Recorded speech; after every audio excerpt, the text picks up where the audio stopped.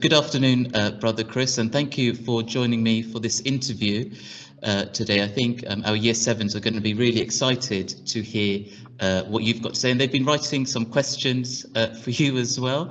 And so I've got some questions and they've got some questions, so we'll mix that in. But I did want to say, just to start off by saying thank you for joining us today. Great to be with you all, and I hope to be able to visit St. Joseph's at some point when we can again safely travel. So thank you all. Thank you, Brother Chris. So would you mind just starting off by telling us a bit about yourself, maybe your background and your upbringing, perhaps? Sure. I grew up in California in the United States. Grew up in the city of Los Angeles. And for those who maybe when you think of California, you think of Los Angeles, you may think of Disneyland and things like that. But also California, especially Los Angeles, has a very large Mexican immigrant population, Latino population. And my parents were both born in Mexico and then came to the US, and I was born in the United States in Los Angeles. I went to Catholic school most of my life. It was in comprehensive school or in high school, we'd say in the United States, where I, met the brothers and we, kind of got a sense of St. John Baptist of LaSalle and being a Lasallian school, but grew up in a wonderful family and blessed by both of my parents, two sisters, and then just sort of I was blessed with many good things that led me to where I am today. And why did you choose to become a brother? It's interesting because perhaps many of you have, heard of priests and sisters or nuns. When I was your age, I had no idea what a brother was. And again, as I said, I went to high school where I met the brothers. And what drew me to them was a couple of things. They were very relatable. They really cared for us as students. They really, I think, had a good way of connecting with us. And obviously they were teachers and educators. And I, over time, discovered that I wanted to be a teacher. And when I saw how the brothers did that as a community of really doing it together, that meant a lot to me. And again, that they really knew how to connect with us as young people and showed us they cared for us. And I think that was part of me feeling called to be a brother, that I want to be that kind of older brother for my students, for those that I serve. And so those are part of the reasons that I think God called me to the life of a brother. And so how old were you when you knew that you wanted to be a brother? So it's interesting because, again, I was very intrigued, curious about the brothers when I was in high school. I went to university and the thought was there, but I wasn't sure if I was going to, move forward with it. And just through a number of experiences, like living with the brothers for a little bit to see what it felt like, traveling to the Philippines to see one of our ministries around the world and see Lasallian Institute somewhere else. All of that, sort of led me at about 21 years old to say, I think I have to at least try this. And that's kind of when I knew I had to take a step forward. When you told your parents that you did not want to get married and that you were not going to give them grandkids, were they happy? Were they upset, that you are a brother, or that you wanted to become a brother? It's interesting because they were very quiet. And they did not say a lot. And I wasn't sure if that meant they were holding back some feelings to what they felt about that, or if they were just processing it. Since then, obviously, my parents and I have talked about it. I would say I was overall, and this is not always the experience of everyone, but overall, they were very supportive. And I think what really helped them was over time, they got to know the brothers, and they were very much felt welcomed by the brothers into our family of brothers as much as they welcomed me, and I mean, they welcomed the brothers into our family. So I think they were supportive, maybe a little surprised, or definitely thinking about, well, we'll have no grandchildren, you won't marry. But I think at the end of the day, they were very much about, this is going to make you happy, we want to support you. And what about your friends when you told them that you were going to be a brother? There's lots of you might have lost your cool friends, perhaps, the friends that might have gone out drinking and clubbing and stuff like that. Did you have friends like that, and did you lose them? What was their reaction when you told them that you were going to be a brother?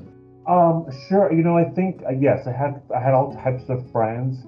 I think as you get older, you begin to share with your friends a lot of what you're doing, experiencing, feeling. And my experience was, my friends very much, like me, admired the brothers, admired what the Lasallian mission was all about.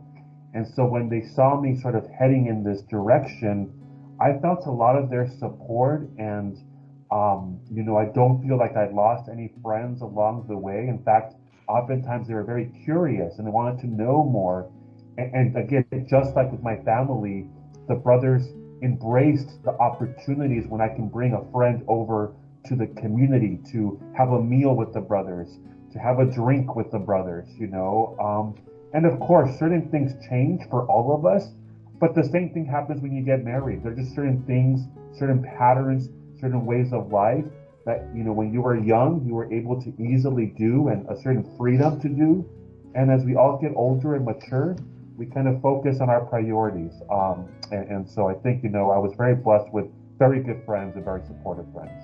Thank you, Brother Chris. What is your day-to-day life like? So I'm in a very interesting role right now, but I think overall for the brothers, our day-to-day is often, focused obviously on what we're doing to serve young people, especially obviously through education, and therefore often through schools. So our life, our schedule really revolves around the school day.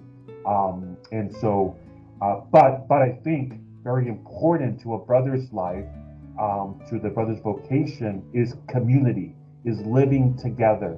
And so we begin the day together. Just before this interview, I was at morning prayer with the brothers. We had our mass on Fridays. We have mass in the morning, so we gathered at 7 a.m. for mass. I know that's early, but I think we all kind of make that commitment and sacrifice. We gather, so we begin together by gathering together for prayer, for mass. We go into schools and do our thing with students and the various responsibilities that we have as teachers, administrators, coaches, counselors, whatever it may be for the role of a brother. We end the day like we began. We come together at the end of our day to pray together, and then to socialize. We sit around and just socialize and share how our days went before we gathered for dinner, for a meal together as brothers. And then brothers have freedom to do whatever they need to do in the evening. Some of us enjoy some Netflix shows in the evenings. Some of us, enjoy, want to go back to our offices or classrooms to get ready for the next day. Some might go to the gym to do some exercising, if they didn't do it in the morning. On weekends, we have an opportunity to see friends, to visit family, to go out for a meal. So very much, I think we try to live a very balanced life in commitment to how we are called to serve. And so, Brother Chris, I know you were hinting it, so are you a teacher? And if so, what are your students like? What is the school like? Just a description about that life. Sure. Yeah, so I taught I was teaching for about 7 years, and I was mostly with 14, 15-year-old students. I taught religious studies. I really enjoyed teaching religion classes because it was a way to journey with young people as they talked about God and wanting to understand faith and why is this important, and really encouraging them to question, to really, try to understand. So very much a religion teacher.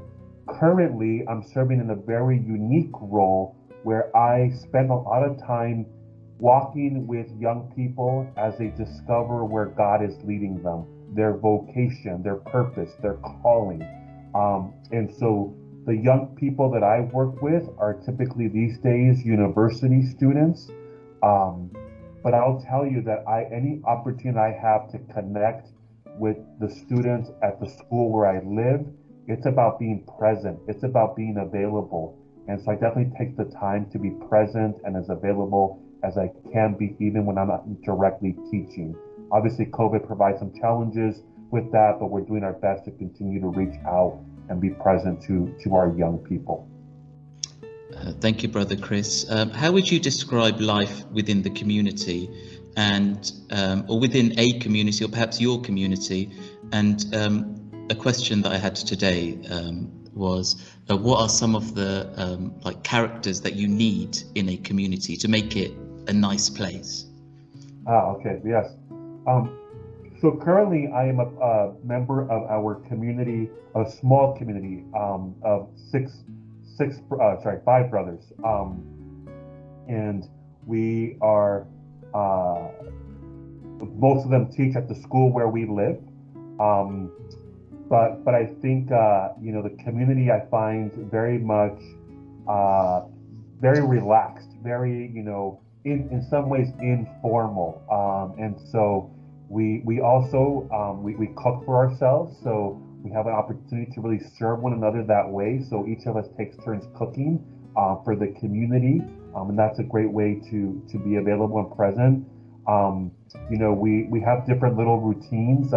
Friday evenings, we sit around kind of our living room and just have a drink after dinner and talk about things and make jokes and, kind of just kind of casually sit around. On the weekends, we might go out for a little hike somewhere, watch a movie together, etc. So I think, that's the kind of community that I live in right now. In terms of the characters that we need for ourselves, it's really about being able to be patient with one another. We're very different in my community, 5 very different personalities.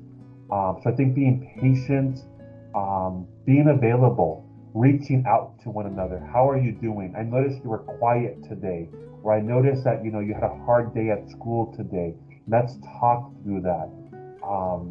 So I think it's about being patient, being available, being present, and anticipating needs. What does my brother need from me right now? What can I do for my brother?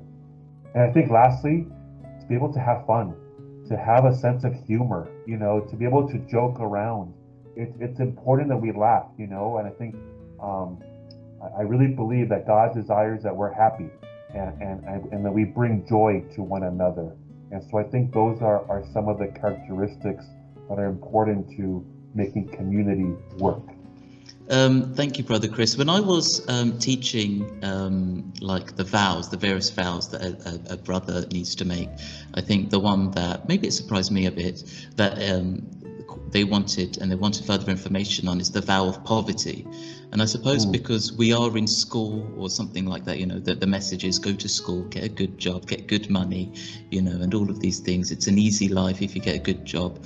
But why have you chosen to live a life of poverty when you live in a rich country like America? You are very qualified and you could have just been a teacher, I suppose. Sure. Great question. I think, I hope every young person and thinks about what's going to bring meaning to my life and what does the world need of me. And we would say for those of us who come from a religious tradition, what does my faith tradition need from me? What does my church need from me?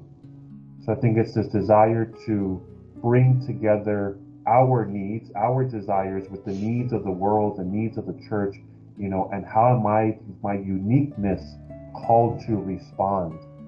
And so I think when it comes to the whole notion of poverty, it's about freedom, the freedom to be available, the freedom to truly trust in providence. And that by that word, I mean to trust in God's plan, in something bigger than ourselves.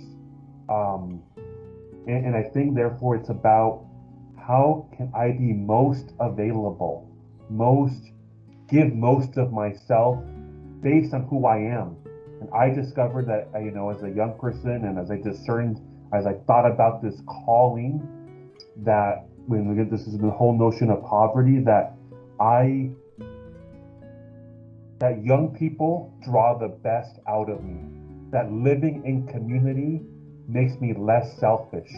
And just like I think a husband and wife and parents in that vocation, they're less selfish because they want to do their best for their family, their best for their wife, their husband, their children. As brothers, that's where we feel we can give of ourselves.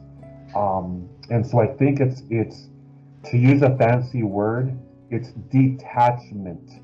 Poverty for us is about the willingness to let go of my preferences, of what I want, as a way to serve.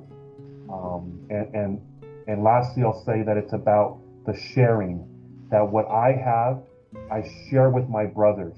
And so the brothers, don't own anything specifically, but it's about sharing what we have and being comfortable to go where we are needed. To go where we are needed. To give a very quick practical example, I mentioned earlier that in my current community, we cook for ourselves. Prior to that, I was in a community where we had a cook. Someone cooked for us. That was very nice. I enjoyed that. But that's not why I'm a brother, to have a cook. I'm a brother to go where I'm needed. So I'm very happy and okay when we have that opportunity, but also very happy and okay when it's my turn or my calling, or we have a situation where we cook for ourselves. And maybe in an example, therefore, if I throw an example back to you, so what if a parent or somebody gave you a Christmas card, and inside the Christmas card was $20? Wouldn't you want to buy something for yourself because that's a gift for you? And that was given to you as a person. Like, what would you do? Maybe you do. What would you do with that money? Yes, no. So we do have, we are, again, I think what's important, I think what the brothers have done well is you learn to adjust to the current realities, to the current, what's going to be most healthy as brothers, and for the individual. We don't lose our human needs when you become a brother. So when things like that happen, we have certain guidelines, certain rules in place to make sure that we use those kind of gifts wisely, that we use those gifts, well, for ourselves or for others. So in that kind of example, the brothers say, if that's a gift to you, use it well. It's your gift. We do have some guidelines. If you receive a major gift, how do you share that with the community? So it goes into the community account, the community savings. I think you never go without meaning, and that's such a blessing in this world. And therefore, it's really about creating, being responsible and being thoughtful about how we use those gifts. So a brother can use that $20 for however he wants, even if it's a treat for himself or something, that's okay. It's just often we're reminded to think about, how do we use it well and responsibly. What are your hopes for the future of the Lasallian Order and for the Catholic Church as a whole? Wow. So my hopes are that we always be attentive to the needs, wherever they call us, whatever changes at times it may call us to think about, So I think in terms of the Lasallian mission, Lasallian community, as you all know, I think experienced there at St. Joseph's, the mission does not belong to the brothers solely. The mission is all of us working together. Brothers, lay teachers, lay partners. And so how do we continue to together respond to the needs? I think for me, my hope is always that we are willing to go beyond the structures that can sometimes limit us, to truly be of service, truly be available. With the church, we need to be a listening church. We need to always begin. I think Pope Francis is a wonderful example of the kind of church I think I hope for, that we always begin with listening, and that it's about the experience of, in our case, the young people that we serve, and starting from there, how can we best listen to you, walk with you in your journeys, and dream with you for a better future. I think those are some of my hopes. If a student wanted to become a brother like you, what should they do? How should they prepare themselves? I think it's important to, first of all, not to dismiss it. Not to, if you had that thought that maybe I'm called to a life as a brother, a sister, a priest, don't dismiss it. Let it sit there. Listen to your heart. Listen to what you're going through. What should you do with that? I think over time, begin to have conversations with the right people, with a close friend, with a family member. Begin to explore the possibility. As you get older, there will be opportunities to connect with a brother and say, tell me about this life. There'll be things that we have like, come and spend a day with us. And so I think willingness to kind of take those steps to explore, to listen to your heart through prayer. And prayer can sometimes mean service. Prayer can sometimes mean I'm going to talk to someone and then reflect with that. Think about that.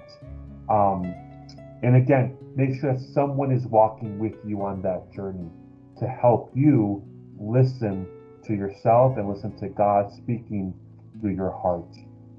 So I think those are some of the things you should do someone should do when they're thinking about the brothers.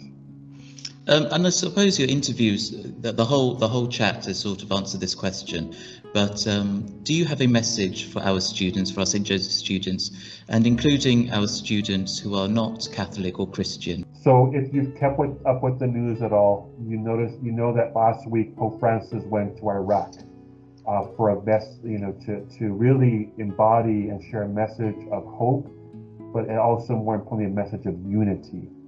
My message to young people is to continue to teach us.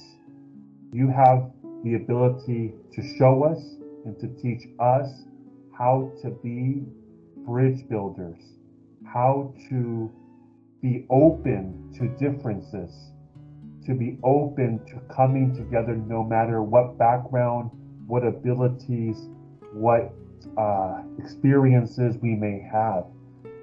Continue to show us a path towards unity. Help us listen to you. But most of all, be bridge builders. Be kind, be generous to one another. And I think in terms of our Lasallian mission, remember that you are at the heart of our mission, and we recognize God's holy presence in each and every one of you. So help us to listen to that presence of God in you by being who you are, and follow the desires of your heart in service to our world. Thank you, Brother Chris. And just finally, would you like to lead us in a closing prayer, please? Sure. So let us remember that we are in the holy presence of God. Today's gospel happens to be on Friday, March 12th, and we're doing this interview. happens to be the gospel of love God and love your neighbor. Loving God, we ask you that we may be open to always recognizing that call before us, that in our daily living we may know and be drawn to one another in love and unity. Bless the students of St. Joseph's, bless their teachers, and may they always know your goodness in their lives.